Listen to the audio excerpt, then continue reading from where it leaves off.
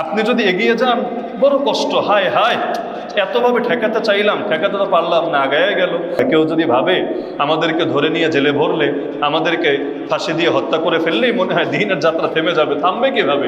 আল্লাহ তো তার সিদ্ধান্ত সূরা তাওবার 32 নম্বর আয়াতে জানিয়ে দিলেন তিনি তার নূরকে পূর্ণতায় পৌঁছাবেনই পৌঁছাবেন। কিভাবে? হাদিসে ব্যাখ্যা আছে, শহর বা গ্রামের এমন একটা ঘরও বাকি থাকবে না যেখানে আমার আল্লাহ তার দ্বীনকে নিয়ে প্রবেশ করাবে না। এখনো পর্যন্ত সেটা হয় নাই, হবে ইনশাআল্লাহ।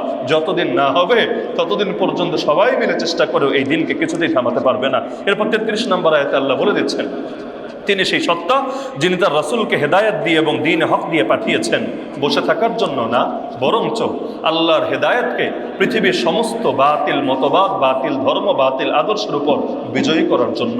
তো নবীর পথই তো আমাদের পথ, নবীর লক্ষ্যই তো আমাদের লক্ষ্য, নবীর মিশনই তো আমাদের মিশন। নবী এসেছেন সব বাতিলকে মুর্দা বানাতে, আল্লাহর দ্বীনকে জিন্দা বানাতে। আমাদেরও জীবনের লড়াই হবে এটা। মেরি জিন্দগি কা মকসদ তেরে দ্বীন কে সরফরাজি, মে ইসিলিয়ে মুসলমান, মে ইসিলিয়ে নামাজি। আমাদের জীবনের প্রতিটা দিন, প্রতিটা মুহূর্ত দিয়ে আমরা আল্লাহর জমিন, আল্লাহর দ্বীনকে বিজয় করার চেষ্টা চালাবো ইনশাআল্লাহ। এরপর আল্লাহ তাআলা মুমিনদেরকে বলছেন, হে ঈমানদাররা, কি হলো তোমাদের? যখন তোমাদেরকে বলা হয় আল্লাহর পথে জিহাদে বের হও, তখন তোমরা মাটি কামড়ে পড়ে থাকো। বাস্তবতা তো এটাই। আমরা যদি আপনাদের সামনে অনলবর্ষে বক্তৃতা দেই, সবাই বলবেন ঠিক ঠিক হুজুর আগায়া যান, আমরা আছি আপনার সাথে। যদি বলি চলেন একসাথে নামে জিহাদে, বলবেন হুজুর আমার একটু ব্যস্ততা আছে, আমার একটু ফ্যামিলি আছে। আল্লাহ এটাই বললেন, হে ঈমানদাররা, যখন বলা হয় ইনফিরু ফি সাবিলিল্লাহ, আল্লাহর পথে জিহাদে বের হও, ইসতাকালতুম ইলাল আরদ, তখন তোমরা মাটি কামড়ে পড়ে থাকো কেন? তুরিদুন আরাদাইতুম বিল হায়াতিদ দুনিয়া মিনাল আখিরাহ, তোমরা কি আখিরাতের পরিবর্তে দুনিয়ার জীবনে সন্তুষ্ট হয়ে গেলা? ফামা মাতাউল হায়াতিদ দুনিয়া ফিল আখিরাতি ইল্লা কালিল। আরে পাগল, আখিরাতের সঙ্গে তুলনা করলে দুনিয়ার যত ভোগ্য সামগ্রী আছে একেবারেই তুচ্ছ, একেবারেই সামান্য। যদি তোমরা আল্লাহর পথে জিহাদ না করো কি হবে? আল্লাহ বলেন দুইটা জিনিস হবে। এক নম্বরে আল্লাহ তোমাদেরকে কঠিন শাস্তি দিবেন, যেই শাস্তি আমরা পাচ্ছি আজকে দুনিয়ার বুকে। যদি তোমরা জিহাদ না করো, আযিবুকুম আযাবান আলীমা, আল্লাহ তোমাদেরকে যন্ত্রণাদায়ক আযাব দিবেন। শুধু তাই না, ওয়াস্তাবদিল কওমান গায়রাকুম, আল্লাহ তোমাদেরকে অন্য জাতির দ্বারা বদলে দেবেন। আল্লাহ এই মুনাফিকদেরকে সরিয়ে পৃথিবীতে মর্দে মুজাহিদ জাতি আনবেন, যারা তার জমিনে তার দ্বীনের জন্য লড়াই করবে। কারণ যেই দ্বীনের বিজয়ের দায়িত্ব আল্লাহ নিয়েছেন, আল্লাহ আবাবিল দিয়ে হলেও সেই দিনকে বিজয়ী করে ছাড়বেন। ওয়ালা তাদুরুহু শাইআ, তোমরা আল্লাহর কোনো ক্ষতি করতে পারবা না। এরপর আল্লাহ বলছেন, দেখো নবীরই তো তোমরা সাহায্য করো নাই তো কি হয়েছে? আল্লাহ তাকে তখনও সাহায্য করেছেন যখন কাফেররা তাকে এলাকা থেকে বের করে দিয়েছে। তিনি তার সঙ্গী সহ গুহায় গিয়ে আশ্রয় নিলেন। সেখানে তিনি তার সঙ্গীকে বললেন, লা তাহজান ইন্নাল্লাহা মা'ানা, ভয় পেও না, নিশ্চয়ই আল্লাহ আছেন আমাদের সাথে। বিস্তারিত ঘটনা সবাই জানেন। ওই যে গুহার মুখে কাফেররা এসে হাজির হয়েছিল, আবু বকর রাদিয়াল্লাহু আনহু বিচলিত হয়ে গেলেন, দেখে ফেললে কি হবে, নবীকে ধরে নিয়ে যাবে। ওই সময় নবী বলেছিলেন, লা তাহজান ইন্নাল্লাহা মা'ানা, ভয় পেও না, নিশ্চয়ই আল্লাহ আছেন আমাদের সাথে। এর পরের আয়াতে আল্লাহ বললেন, ইনফিরু খিফাফা ওয়া থিকালা, হালকা হও আর ভারী হও, বের হয়ে পড়ো ময়দানে। ওয়াজাহিদু বিআমওয়ালিকুম ওয়া আনফুসিকুম ফি সাবিলিল্লাহ, মাল দিয়ে আর জান দিয়ে জিহাদ করতে থাকো আল্লাহর পথে। হালকা আর ভারী মানে কি? বহু ব্যাখ্যা আছে। এর মধ্যে একটা ব্যাখ্যা হলো প্রস্তুতি কম থাকুক আর প্রস্তুতি বেশি থাকুক, নিজেদের যা আছে সেটা নিয়ে লড়াই চালাতে থাকো আল্লাহর পথে। বদরের ময়দানে প্রস্তুতি আর কদ্দুরই ছিল, হুনাইনের ময়দানে প্রস্তুতি তো বেশি ছিল। প্রস্তুতি যেমনই থাকুক আল্লাহর পথে লড়াই চালাতে হবে। এরপর আল্লাহ তাআলা মুনাফিকদেরকে নিয়ে লম্বা চূড়া আলাপ করলেন। আল্লাহ বললেন, মুনাফিকরাও তো স্লোগান দেয়, আমরাও চাই নবীর সঙ্গে লড়াই করব, আমরাও চাই দিন বিজয়ের জন্য কাজ করব। আল্লাহ বলেন, আরে ওরা যদি আসলেই জিহাদে বের হতে চাইতো, এর জন্য কিছু না কিছু প্রস্তুতি তো গ্রহণ করতোই। প্রস্তুতি ছাড়া জিহাদ হয় না। উযু ছাড়া নামাজ পড়তে পারবেন? তো নামাজ পড়তে চান এর মানেই হলো উযু করেছেন। রোজা রাখতে চান মানে এর জন্য সাহরি খেয়েছেন বা যেভাবে প্রস্তুতি গ্রহণ করা লাগে সেটা করেছেন। আল্লাহ বলেন, মুনাফিকরাও যে বলে আমরাও দ্বীনের জন্য কিছু করতে চাই, আল্লাহ বলেন আসলেই যদি চাইতো ওরাও কিছু না কিছু প্রস্তুতি গ্রহণ করতো। এরপর আল্লাহ সান্ত্বনা দিয়ে বলেন, আরে শোনো, ওরা যে আসে নাই এটা ওদের চয়েস না। আল্লাহই অপছন্দ করেন যে ওরা ময়দানে আসুক। কেন? আল্লাহ বলেন 47 নম্বর আয়াত, যদি তারা আসতো তোমাদের সাথে জিহাদের মাঠে, তারা শুধু ফিতনাই বৃদ্ধি করত, ভালো কিছু করতো না। এবং তারা তোমাদের মাঝে ছোটাছুটি করত, কিভাবে ঝামেলা লাগানো যায়, কিভাবে দ্বন্দ্ব পাকানো যায়। এজন্য দিন কায়েমের জিহাদে কারা নামে নাই, এইটা নিয়ে তোমরা এত ঘাবড়ায়ও না, এত পেরেশানের দরকার নেই তো। কেন? কারণ যারা পেছনে পড়ে আছে, আল্লাহ চেয়েছেন এগুলো পেছনে পড়ে থাকুক, এজন্যই পড়ে আছে। এই মুনাফিকগুলো যদি আসতো, এই সংখ্যা বৃদ্ধির দ্বারা তোমাদের লাভ হতো না, বরং তোমাদের লস হতো। চাইলেই আসতে পারে না, আল্লাহ যাকে কবুল করেন সেই আসতে পারে। এরপর আল্লাহ এক মুনাফিকের কথা তুলে ধরলেন 49 নম্বর আয়াতে। সে নবীর কাছে এসে অনুমতি চাইল, ইয়া রাসূলুল্লাহ আমি জিহাদে যেতে চাচ্ছি না, আমাকে ঘরে থাকার অনুমতি দেন। বাক্যটাও বড় জটিল। অমিনহুম মান ইয়াকুল ইযাননি ওয়ালা তাফতিননি, তাফসীরের কিতাবে আর নামও আছে জাদ বিন কায়েস। সে এসে বলল, ইয়া রাসূলুল্লাহ আমাকে অনুমতি দেন, আমাকে ফিতনায় ফেইলেন না। কেমন কথা! নবী বলছেন জিহাদে যেতেও, সে বলছে আমাকে অনুমতি দেন, ফিতনায় ফেইলেন না। এই ফিতনা আবার কোন ফিতনা? তাফসীরের কিতাবে ব্যাখ্যা আছে। সে নবীকে বলল, ইয়া রাসূলুল্লাহ আমি ভালো ছিলাম, আমি আমার চরিত্রের ব্যাপারে সবসময় সচেতন। এখন যাবেন রোমকদের বিরুদ্ধে যুদ্ধ করতে, রোমক মানে বর্তমান ইউরোপিয়ান, ধরেন এই সাদা চামড়ার লোকদের সঙ্গে যুদ্ধ করতে যাবেন। ওরা যখন যুদ্ধে আসে মেয়ে নিয়ে আসে, ওদের আর্মিতেও মেয়ে থাকে, এমনি ওরা ফুর্তি করার জন্য মেয়ে নিয়ে আসে। ইয়া রাসূলুল্লাহ আমি তো সচ্চরিত্রবান ছেলে, আমার চরিত্র রক্ষায় সবসময় সচেতন। এখন যদি জিহাদের মাঠে আমাকে নিয়ে যান, এই সাদা চামড়ার মেয়েদেরকে দেখে তো আমি ক্রাশ খাবো, আমি তো ফিতনায় পড়ে যাবো, আমার তো নজরের পাপ হয়ে যাবে, আমি তো তখন যুদ্ধের মাঠে গিয়ে উল্টাপাল্টা আক্রান্ত হব। তা আমি আমার ঈমান রক্ষা করতে চাই, আমারে মাঠে নিয়েন না, আমারে বাসায় থাকার অনুমতি দেন, যাতে আমার ঈমানটাও কিউট থাকে চেহারাটার মতো, এবং আমি যাতে নিজেকে জাহান্নাম থেকে হেফাজতে রাখতে পারি। তার মানে ধর্মের লেবাসে ভণ্ডামি। চিন্তা করছেন, ধর্মের লেবাসে ভণ্ডামি, নিজের বুজুর্গি জাহের করে জিহাদে না যাওয়ার অনুমতি চাচ্ছে। আল্লাহ বলছেন আরে ও কোন ফিতনার কথা বলছে, আলা ফিল ফিতনাতে সাকাতু, আরে শুনে রাখো সবচাইতে বড় ফিতনাই তোরা পড়ে আছে। জিহাদ ত্যাগ করার চাইতে বড় ফিতনা কি হয়? তো এখন আল্লাহর বান্দা সবচাইতে বড় ফিতনাই তো পড়ে আছে। ওয়া ইন্না জাহান্নামা লামুহীতাতুম বিল কাফিরিন, এরকম কাফেরদেরকে জাহান্নাম ঘিরে রাখবে। এরপর আল্লাহ মুনাফিকদের একটা চরিত্র বললেন, ইন তুসিবকা হাসানাতুন তাসুহুম, যদি নবী আপনার ভালো কিছু অর্জন হয় ওদের বড় কষ্ট হয়। সব জামানে মুনাফিকদের বাস্তবতা। আপনি যদি দুনিয়াতে এগিয়ে যান, সফলতা পান, দিলে বড় কষ্ট হয়। আর যদি আপনি কোনো মুসিবতে পড়ে যান, তখন বলে আগেই জানতাম, আগেই বুঝেছি, এজন্য কাদ আখাযনা আমরানা মিন ক্বাবল, আমরা পূর্বেই আমাদের পথ নিজেরা ধরে নিয়েছি। ওয়া ইয়াতাওয়াল্লাউ হুম ফারিহুন, বড় খুশি হয়ে তারা তখন ঘরে ফিরে যায়। বর্তমানের সাথে মিল পাওয়া যায় কিনা? আপনি যদি এগিয়ে যান, বড় কষ্ট, হায় হায় এতভাবে ঠেকাতে চাইলাম, ঠেকাতে তো পারলাম না, আগায় গেল। আর আপনি যদি মুসিবতে পড়েন, তখন বলবে বলেছিলাম না ছেলেটাকে সামলাও, তোমার ছেলের কি দরকার ছিল ওদের সাথে মেশা, এজন্যই তো জেলে যেতে হলো, এজন্যই তো মুসিবতে পড়তে হলো। তার মানে উভয় হালতই অবস্থা। আল্লাহ নবীকে শিখিয়ে দিচ্ছেন 51 নম্বর আয়াত, কুল, হে নবী মুনাফিকগুলোকে বলে দেন, লা ইউসিবানা ইল্লা মা কাতাবাল্লাহু লানা। বড় কঠিন আয়াত, কারাগারের একটা বছর আমাকে শক্তি জুগিয়েছে বড় এই আয়াত। লা ইউসিবানা ইল্লা মা কাতাবাল্লাহু লানা, হে নবী বলে দেন আল্লাহ আমাদের কপালে যা লিখে রেখেছেন এর বাইরে কোনো মুসিবত আমাদেরকে আক্রান্ত করবে না। আল্লাহর ফয়সালার বাইরে কোনো কিছুই আমাদের হবে না। হুয়া মাওলানা, তিনি আমাদের মাওলা, আমাদের বন্ধু, আমাদের অভিভাবক। ওয়া আলাল্লাহি ফালিয়াতাওয়াক্কালিল মুমিনুন, মুমিনদের উচিত একমাত্র আল্লাহর উপর ভরসা করা, দ্বিতীয় কোনো কিছুর উপরে না। এরপর আল্লাহ নবীকে বলে দিয়েছেন, আরো বলেন, কথা এখানেই শেষ না, 52 নম্বর আয়াতে শিখিয়ে দিচ্ছেন, আরো বলেন, হাল তারাব্বাসুনা বিনা ইল্লা ইহদাল হুসনায়াইন, আরে মুনাফিকরা আমাদের ব্যাপারে কিসের অপেক্ষায় তোরা আছিস? দুই উত্তম প্রতিদানের কোন একটার তো। দুই উত্তম মানে কি? যদি দুনিয়াতে বেঁচে থাকি বিজয়ী হই, এটাও উত্তম, আর যদি মরে যাই শহীদ হই, এটা তো আরো বেশি উত্তম। শাহাদাত হায় মাতলুব ও মাকসুদ মুমিন, না মালে গনিমত না কিশোর কুশাই। তো আমাদের ব্যাপারে কিসের অপেক্ষায় আছিস? হয়তো বিজয়ী হব, যদি হই এটা উত্তম, আর যদি মরে যাই শহীদ হই, এটা আরো বেশি উত্তম। কিন্তু আমরাও তোদের ব্যাপারে অপেক্ষায় আছি, আমরাও তোদের ব্যাপারে অপেক্ষায় আছি কিসের?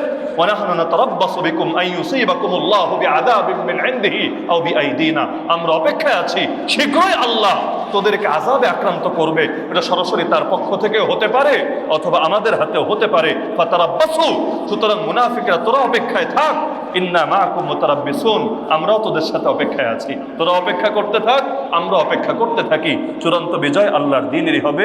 আল্লাহ তাআলা যেটা ফয়সালা করে রেখেছেন সেটাই হবে। এরপর সূরা তাওবা 60 নম্বর আয়াতে আল্লাহ যাকাতের খাত এবং সাদাকাতের সে 8 খাত নিয়ে আলোচনা করেছেন। এটা কম বেশি আমাদের সমাজে সকলেরই জানা আছে।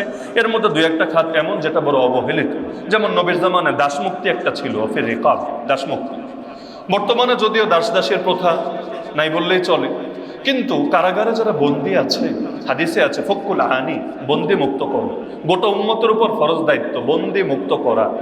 ঈদের দিন যখন মজার খাবার খান, কারাগারের বন্দীরা কি খায় জানেন? আমরা তো রিমান্ডেও কাটিয়েছি ঈদের দিন, সেই দিনগুলো কেমন হয় কোনো আইডিয়া রাখেন? তাহলে এই মাজলুমদের জন্য যদি আপনার যাকাতের টাকা ব্যয় না হয়, খালি সারা জীবন গরিব আর মিসকিনদের দিয়ে হক আদায় করবেন, তাহলে মাজলুমদেরকে জাকাত দিবে কে? আল্লাহর পথের মুজাহিদদেরকে জাকাত দিবে কে? আরে তেলা মাথায় এত তেল দিয়ে কি হবে? যেখানে দরকার সেখানে দেওয়ার চেষ্টা করেন না। কত মাজলুম এমন দেখেছি বছরের পর বছর কারাগারে পড়ে আছে, কয়টা টাকার অভাবে নিরাপরাধ হয়েও পারছে না মামলা চালিয়ে বের হয়ে আসতে, অথচ এই টাকাটা সেখানে দিলে আপনার কাজ হতো। অথচ এমন এমন জায়গায় টাকা দিয়ে রাখে, জাকাতের টাকা ব্যাংকে দেখা যায় কোটি কোটি টাকা পড়ে আছে, তার না হলেও চলবে, কিন্তু যেখানে না হলে চলবে না, মানুষ সেটা খেয়াল করে না। এজন্য জাকাতের খাত 2টা না, জাকাতের খাত 8টা, সবগুলো খাত নিয়ে ফিকির করবেন। যেই জামানায় যেখানে দিলে ফায়দা বেশি হবে সেই জামানায় সেখানে দেওয়ার চেষ্টা করবেন। আমি মনে করি, ব্যক্তিগত মত, এটা কোনো ফতোয়া না, আমি মনে করি বর্তমান জামানায় মাজলুম এবং দ্বীনের মুজাহিদদেরকেই জাকাতের সবচাইতে বেশি হকদার আমি মনে করি। যারা মাজলুম এবং যারা দ্বীনের মুজাহিদিন, দ্বীনের জন্য যারা লড়াই করছেন, আমি তাদেরকেই জাকাত দেওয়ার সবচাইতে উপযুক্ত জায়গা মনে করি। গরিব মিসকিন তো আছেই, তাদেরকে তো দিচ্ছেই, কিন্তু সচেতন মানুষদের এই 2টা ক্ষেত্রে হাত বাড়িয়ে দেওয়া দরকার। আল্লাহ তাআলা তৌফিক দান করুন। আল্লাহ মুনাফিকদের আরেকটা পরিচয় তুলে ধরেছেন আমরা আলোচনার প্রায় শেষের দিকে। আল্লাহ বলেন 64 নম্বর আয়াতে, মুনাফিকরা অল টাইম ভয়ে থাকে, এই বুঝি তাদের ব্যাপারে কোনো সূরা নাজিল হবে যে সূরা তাদের দিলের খবর হে নবী আপনাকে জানায় দেন। মুনাফিকরা অল টাইম ভয়ে থাকে। এখন তো আর ওহী নাজিল হয় না, ঠিক আছে, কিন্তু তারপরও তারা অল টাইম ভয়ে থাকে। তারা চিন্তা করে, সূরা মুনাফিকুন আছে 28 নম্বর পারায় আল্লাহ বলেন, ইয়াহসাবুনা কুল্লা সাইহাতিন আলাইহিম, তারা ভাবে প্রতিটা গর্জন মনে হয় তাদের বিরুদ্ধে দেওয়া হচ্ছে। এজন্য দেখবেন, আপনি যদি বলেন ঠাকুর ঘরে কে রে, ওদিক থেকে আওয়াজ আসছে, আমি কলা খাই না, আপনি তো জিজ্ঞেস করেন নাই যে কেউ কলা খাচ্ছে কি খাচ্ছে না। এখন চোরের মনে পুলিশ পুলিশ। আপনি যতই মুনাফিকদের নিয়ে আলোচনা করেন, কেউ চিন্তা করবে, কিরে হুজুর আমার বিরুদ্ধে, আমার দলের বিরুদ্ধে বয়ান দেওয়া শুরু করলো কেন? কিরে ভাই তোমার বিরুদ্ধে কই আর তোমার দলের বিরুদ্ধে কই? এক মসজিদের ইমাম সাহেবের চাকরি চলে গেছে, কেন জানেন? সুদের বিরুদ্ধে ওয়াজ করেছে। আর সুদের বিরুদ্ধে ওয়াজ করলে কি সমস্যা? ওই মসজিদের সভাপতি হলো সুদখোর, সুদের সঙ্গে জড়িত। সভাপতির কাছে মনে হয়েছে হুজুর তার বিরুদ্ধে উস্কানি দিচ্ছে, হুজুর গ্রুপিং করছে। আর একটা গ্রুপ যারা মসজিদের কমিটি আগামীতে হতে চাচ্ছে, হুজুর মনে ওদেরকে প্রমোট দিচ্ছে আর ওনাকে ইনসাল্ট করছে। অথচ হুজুরের কল্পনার মধ্যে এটা ছিল না যে এই কথাকে এদিকে নিতে পারে। অবশেষে বেচারা চাকরি খোয়ানোর মাধ্যমে তার সেই শাস্তি দেওয়া হয়েছে। তো অনেক সময় এমন হয়, কিছু মানুষ কোরআনের কথা বললেও খেপে যায়, হয় না? ভাইরাস তো অ্যান্টিভাইরাসের বিরুদ্ধে খেপবেই। আল্লাহ মুনাফিকদের একটা চরিত্র তুলে ধরেছেন, ওরা এটা করে। আল্লাহ বলেন, ওদেরকে যদি জিজ্ঞেস করেন কিরে তোরা এমন করিস কেন, ওরা জবাব দেয়, আমরা তো মজা নিচ্ছি, আমরা তো তামাশা করছি। আল্লাহ বলেন, কিরে আল্লাহ তার আয়াত এবং তার রাসূল নিয়ে তামাশা করছিস? খবরদার, আল্লাহ এবং তার রাসূল এবং তার আয়াত নিয়ে যারা তামাশা করে, কাদ কাফারতুম বা'দা ঈমানিকুম, তাদের ঈমান থাকে না, ঈমানের পর তারা যায় কাফের হয়ে। কেউ যদি জিহাদ নিয়েও তামাশা করে, বিগত সময় হতো জিহাদি হুজুর, জিহাদি বই পাওয়া গিয়েছে, এরকম টিটকারি মারতো না। মাথায় রাখবেন, ঈমান ভঙ্গের অন্যতম একটা কারণ এটা হবে। আল্লাহ যে জিনিসকে ইজ্জত দিয়েছেন, আপনি সেটাকে লাঞ্ছিত করার কে? আল্লাহর পবিত্র শব্দকে আপনি অপরাধ হিসাবে উপস্থাপন করার অধিকার আপনাকে দিয়েছে কে? বলবেন না মজা করে বললাম, না না, এটা আয়াতে ক্লিয়ার করে দেওয়া হলো, মজার সুযোগ নেই। আল্লাহকে নিয়ে, আল্লাহ রসুলকে নিয়ে, আল্লাহর আয়াতকে নিয়ে মজা করা যায় না। কেউ যদি মজাও করে, তাচ্ছিল্য করে, তামাশা করে, ঠাট্টা করে, তার ঈমান থাকে না, সে যায় বেঈমান হয়। আল্লাহ তাআলা এরপরে জানিয়ে দিলেন, হে নবী, কাফেরদের বিরুদ্ধেও জিহাদ করবেন, মুনাফিকদের বিরুদ্ধেও জিহাদ করবেন। কয় রকম জিহাদ? তো যেই আদেশ আল্লাহ নবীকে দেন সেটা আমাদের জন্য প্রযোজ্য, নবীর মাধ্যম হয়ে আমাদেরকেও 2 জিহাদই করতে হবে। কাফেরদের বিরুদ্ধে সশস্ত্র জিহাদ হয়, কিন্তু মুনাফিকদের বিরুদ্ধে দলিল প্রমাণের জিহাদ হয়। মুনাফিকদের বিরুদ্ধে নবী সশস্ত্র যুদ্ধ করেন নাই, করার অনুমতিও দেন নাই। ওমর চেয়েছিলেন, ইয়া রাসূলুল্লাহ, এই মুনাফিকের কল্লা উড়ায় দেই। নবী বলেছেন, খবরদার, এখন তুমি যদি ওরে মারো, অন্যরা কি বলবে? ওরা বলবে, দেখ মুসলমানের হাতে মুসলমানই নিরাপদ না, ওরাই ওদেরকে মারে, সুতরাং খবরদার মাইরো না। কিন্তু নবী দলিল দিয়ে, প্রমাণ দিয়ে ওদের ভণ্ডামির মুখোশ খুলে দিয়েছেন। তো সুতরাং আমরা যারা নবীর অনুসারী, আমাদেরকে 2 ফিল্ডেই যুদ্ধ করতে হবে। কাফেরের বিরুদ্ধে যুদ্ধ হয় অস্ত্র দিয়ে, মুনাফিকদের বিরুদ্ধে যুদ্ধ হয় দলিল দিয়ে, যুক্তি দিয়ে, তর্ক দিয়ে, প্রমাণ দিয়ে, ইলম দিয়ে, কালাম দিয়ে, হিকমত দিয়ে। 2 জিহাদই আমাদেরকে চালিয়ে যেতে হবে। এরপর আল্লাহ তাআলা নবী সাল্লাল্লাহু আলাইহি ওয়াসাল্লামকে আদেশ করে দিলেন যে, হে নবী, আপনি ওদের কারো জানাজা পড়বেন না। যে মুনাফিকরা মারা যাবে, ওদের জানাজা আপনি পড়বেন না। আপনি ওদের জন্য 70 বার মাফ চাইলেও আল্লাহ ওদেরকে মাফ করবেন না। এখান থেকে একটা শিক্ষা আমাদের জন্য আছে, আল্লাহ মাফ করুন। এই বাংলাদেশে নাস্তিকের জানাজা হওয়ার ইতিহাস আছে। শুধু নাস্তিক না, নবীকে গালি দিয়েছে, গালি দেওয়ার কারণে মুসলমান সইতে পারে নাই, মেরে ফেলেছে। তার জানাজা হওয়ার রেকর্ডও এই দেশে আছে। যদিও যিনি পড়িয়েছেন তিনি অবশ্যই একটা ব্যাখ্যা দিয়েছেন আসলে আমাকে বলেছে জানাজা না পড়লে চাকরি তো খাবেই, জঙ্গি মামলায় জেলে দিবে, বাধ্য হয়ে জানাজা পড়াতে হয়েছে। তবে চিন্তা করলাম ও তো নাস্তিক, আবার সাতিমে রাসূল নবীরা গালি দিত, ওর জানাজা তো এভাবে পড়া যায় না, উজু ছাড়া পড়ায় দিচ্ছে। উজুর সাথে পড়ালে কি হয় না হয়, উজু ছাড়া পড়িয়ে দিয়েছেন, নামাজে দোয়া দরুদ না পড়ে আল্লাহকে বলেছে আল্লাহ ডাইরেক্ট পরে জাহান্নামে পাঠাও, যত তাড়াতাড়ি পারো পরে জাহান্নামে পৌঁছায় দাও, এভাবে করে পড়েছি। তো যাই হোক, জানাজার অনুমতি নেই। এজন্য মাথায় রাখবেন, কোনো চিহ্নিত ইসলাম বিদ্বেষে যদি মারা যায়, আমি মনে করি কিন্তু গুরুত্ব আছে। শাহ আব্দুল আজিজ মুহাদ্দিস দেহলভী রাহমাতুল্লাহ একটা ফতোয়া এই অঞ্চলে ব্রিটিশদের গদিকে নাড়িয়ে দিতে সক্ষম হয়েছিল। ব্রিটিশরা এসে যখন দখল করে, তিনি ফতোয়া দিয়েছিলেন ওদের বিরুদ্ধে জিহাদ করা প্রত্যেক মুসলমানের জন্য ফরজ, সক্ষম মুসলমানের জন্য। ওই ফতোয়া শুনেই বালাকোটের শহীদরা তারা ময়দানে নেমেছিলেন এবং তারা আলহামদুলিল্লাহ দিনকে কিছু বিজয়ও করেছিলেন, যদিও পরে মুনাফিকদের পাল্লায় পড়ে লাস্টে বিজয়টা ধরে রাখতে পারেন নাই, শহীদ হয়ে গিয়েছিলেন। ফতোয়ার দাম আছে।